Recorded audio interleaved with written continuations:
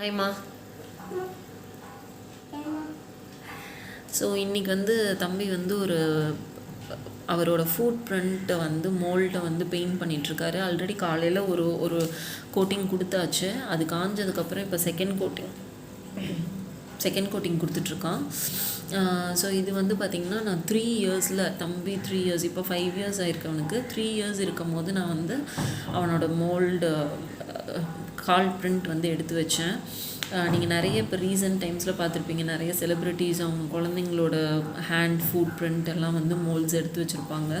So இது நான் 3 இயர்ஸில் அவனுக்கு எடுத்து வச்சுட்டு இந்த பேண்டமிக் சுச்சுவேஷன், லாக்டவுன் அது இதுன்றதுனால அப்படியே நான் எடுத்து வச்சுட்டு ஊருக்கு போயிட்டேன். இப்போ தான் அதை நாங்கள் பெயிண்ட் பண்ணுறோம். ஸோ இது எப்படி பண்ணேன், அப்போ நான் வீடியோ எதுவுமே எடுத்து வைக்கல, ஜஸ்ட்டு ஃபோட்டோஸ் இருந்தால் நான் இதை இதோட அட்டாச் பண்ணுறேன். இது எப்படி பண்ணேன், வீட்டில் தான் பண்ணேன். ரொம்ப ரொம்ப ஈஸி. ஆப்வியஸாக என்கிட்ட வீடியோஸ் இல்லை. நான் சொல்கிற ப்ரொசீஜர் ஸ்டெப் பை ஸ்டெப்பாக நான் சொல்கிறேன்.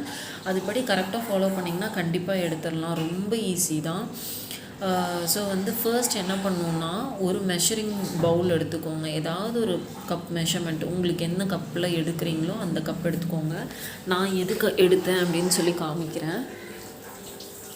ஸோ இதில் பார்த்தீங்கன்னா இந்த கப்பில் தான் நான் மெஷர் பண்ணியிருந்தேன். இதில் 2 கப்பு ஃபுல்லாக மைதா மாவு, இதே கப்பில் 2 கப்பு மைதா மாவு, இதே கப்பில் 1 கப்பு தூள் உப்பு, இந்த ரெண்டையும் எடுத்துக்கணும். மைதா மாவு 2 கப்பு, தூள் உப்பு 1 கப் எடுத்துகிட்டு, அடுத்தது எண்ணெய், சமையல் எண்ணெய் இருக்குது இல்லைங்களா, அதில் நம்ம இந்த மெஷரிங் இந்த அளவில் 2 ஸ்பூன் ஆஃப் சமையல் எண்ணெய், நார்மல் கடலெண்ணெய், நம்ம சமையலுக்கு யூஸ் பண்ணுற எண்ணெய், இந்த 3 பொருள் தான். 2 கப்பு மைதா மாவு, 1 கப்பு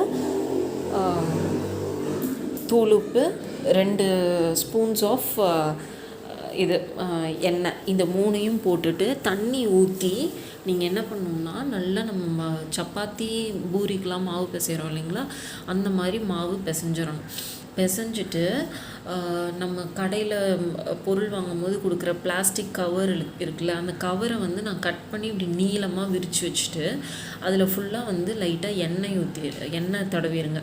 நம்ம நார்மலாக இந்த ஒட்டாமல் வரணும் அப்படின்னா நம்ம எண்ணெய் தேய்ச்சி அதில் பரப்பி வைப்போம் இல்லையா, அந்த மாதிரி என்ன பண்ணணுன்னா அந்த எண்ணெயை தேய்ச்சிட்டு அந்த மாவு நல்லா இவ்வளோ பெருசாக ரவுண்டாக இப்படி நல்லா கை வச்சு அழுத்தி, அந்த டோ இப்படி இருக்கும், நம்ம மாவு பிசைஞ்சது இப்படி இருக்குன்னா அதை நீங்கள் கை வச்சு இப்படி நல்லா விரிச்சு விட்டுறணும்.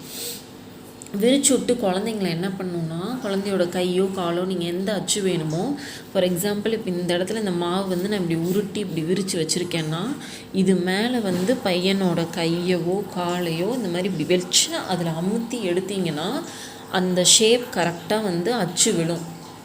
அந்த டேப் நல்லா க்ளோஸ் பண்ணு, நல்லா அதில் அச்சு விழும்.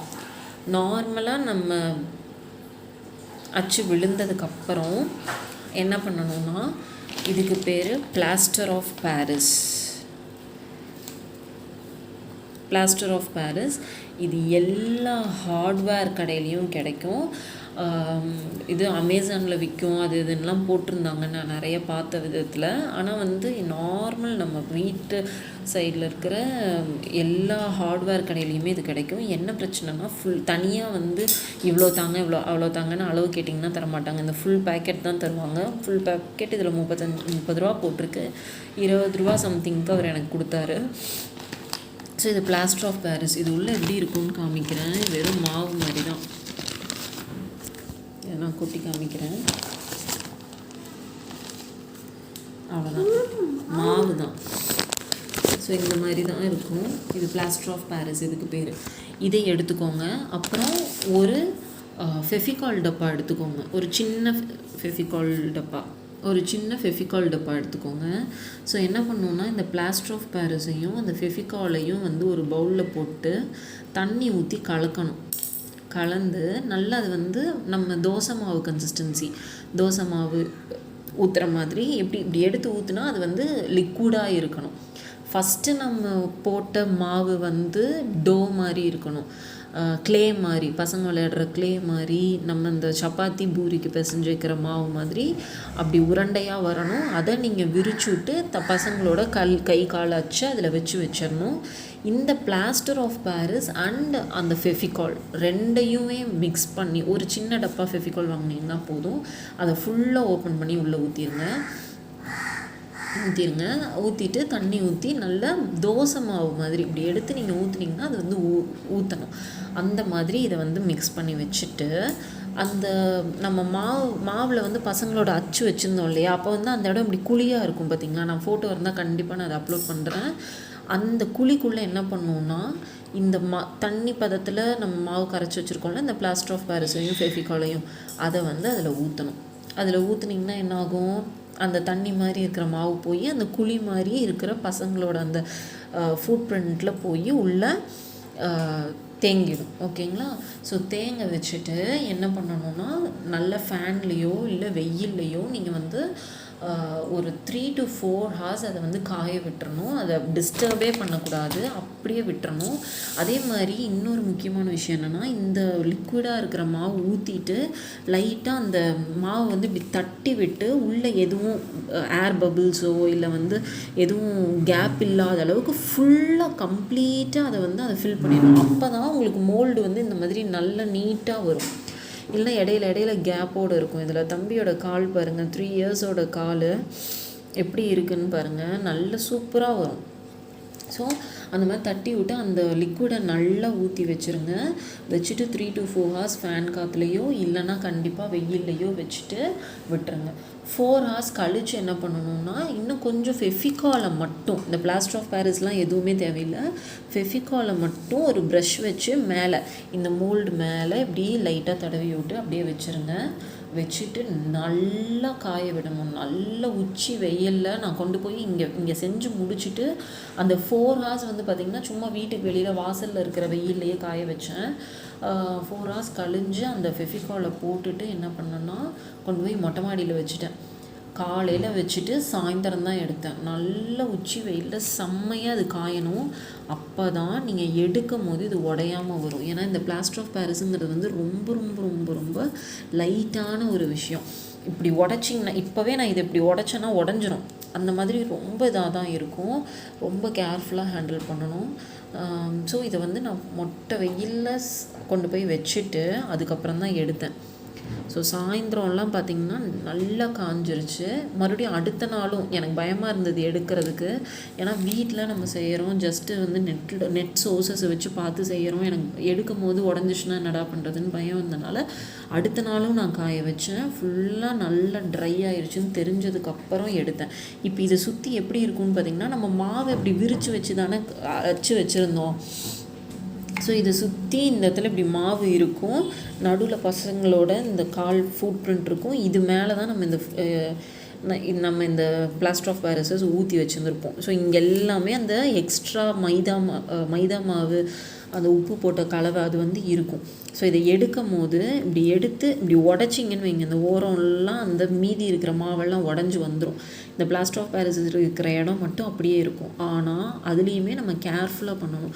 நான் என்ன பண்ணியிருந்தேன்னா, ப்ரஷ்ஷு, நம்ம டூத் ப்ரஷ், பழைய ப்ரஷ்ஷு, அப்புறம் ரொம்ப மொன்னையான ஒரு கத்தி, இந்த ரெண்டையும் வச்சுட்டு லைட்டாக அப்படியே இந்த ஓரம்லாம் செதுக்கி எடுத்தேன். இந்த ஓரம்லாம் செதுக்கி எடுத்து கடைசியாக வந்து பாப்பாவோட ஃபுட் பிரிண்ட் இப்படி. ஸோ இந்த சைடு திருப்பி காமிக்கிறேன் பாருங்கள், இதுதான் அந்த மோல்டு ஊற்றின பக்கம் நம்மது. இது மேலே வந்து அந்த மோல்டு இருக்கிறது, தம்பியோட ஃபுட் பிரிண்ட் அப்படி வந்திருக்கு. இது இப்படி தான் இருந்திருக்கும், இப்படி இருக்கும். பையனோட கால் இங்கே வச்சான்னா இதுதான் கரெக்டாக இருந்திருக்கும். இதுதான் உங்களுக்கு மேலே தெரியும், இந்த மாதிரி இருக்கிறது உங்களுக்கு இங்கே மேலே உங்களுக்கு இப்படி தான் தெரியும். இதையெல்லாம் கட் பண்ணிவிட்டு அந்த மோல்டை நீங்கள் இப்படி திருப்பும் போது தான் அந்த அவங்களோட அந்த ரேகம் முதல் கொண்டு, ஆக்சுவலாக அந்த பெயிண்ட் அடிக்கிறதுக்கு முன்னாடி லைட்டாக அவனோட அந்த காலில் இருக்கிற அந்த இது முதல் கொண்டு எல்லாமே தெரிஞ்சுது. ஸோ இதை எடுத்துகிட்டு நம்ம வந்து அழகாக உங்களுக்கு என்ன கலர் பெயிண்ட் தோணுதோ அந்த கலர் பெயிண்ட் அடித்து நீங்கள் வச்சுக்கலாம். கை மோல்டும் அதே மாதிரி தான், பையனோட கையை வந்து இந்த மாதிரி வச்சு நீங்கள் எடுத்துக்கலாம். இதுக்கப்புறம் நான் இதை என்ன பிளான் பண்ணியிருக்கேன் அப்படின்னா, இதுவுமே நம்ம வந்து கடையில் கொண்டு போய் கொடுத்து இது என்ன ஃப்ரேம் போடுறேன்னா போட்டுக்கலாம். ஆனால் நான் என்ன பிளான் பண்ணியிருக்கேன்னா, வீட்டில் வந்து பழைய ஃபோட்டோ ஃப்ரேம் இருக்குது. பழசுன்னா பழசு கிடையாது. இந்த நம்ம மேரேஜுக்கு இந்த ஃபங்க்ஷன்ஸ்க்கெல்லாம் நமக்கு வந்து எப்படியும் ஃபோட்டோ ஃப்ரேம் ஏதாவது கிஃப்ட் வந்திருக்கும் இல்லைங்களா? அதில் இருக்கிற அந்த பின்னாடி இதை கழட்டிட்டு உள்ளே இருக்கிற அந்த நேச்சுரல் சீனரி மாதிரி இருக்கிற பிக்சரை எடுத்துகிட்டு இந்த தம்பியோட லெக்கை வந்து இந்த மாதிரி வி அப்படி ஷேப் வச்சு இங்கே இதை வந்து ஏதாவது ஒரு டெக்கரேஷன் இல்லைனா LOVE அந்த மாதிரி லவ் நிறைய இதில் அந்த மாதிரி போட்டிருந்தாங்க. அதை பார்த்து தான் நான் சொல்கிறேன். ஸோ இந்த மாதிரி இப்படி வி ஷேப்லையோ இல்லை வேறு ஏதாவது ஒரு டெக்கரேஷன் பண்ணி இந்த லெக்கோட ப்ரிண்ட்டை மட்டும் அதில் வச்சு பின்னாடி அந்த பேக் இதை வந்து போட்டு விட்றலாம். ஸோ இது ஒரு ஃபோட்டோ ஃப்ரேம் மாதிரி அப்படியே இருக்கும் அப்படின்னு நான் பிளான் பண்ணியிருக்கேன். அதை பண்ணும்போது நான் காமிக்கிறேன். ஸோ இதுதான் வந்து ஆப்வியஸாக என்கிட்ட வீடியோ இல்லை, ஆனால் நான் சொன்ன ப்ரொசீஜர் கரெக்டாக ஃபாலோ பண்ணிங்கன்னா கண்டிப்பாக இதை வந்து ஈஸியாக அழகாக பண்ணிடலாம். ஸோ 2 தடவை கோட்டிங் இது கொடுத்தாச்சு. நீடப்பா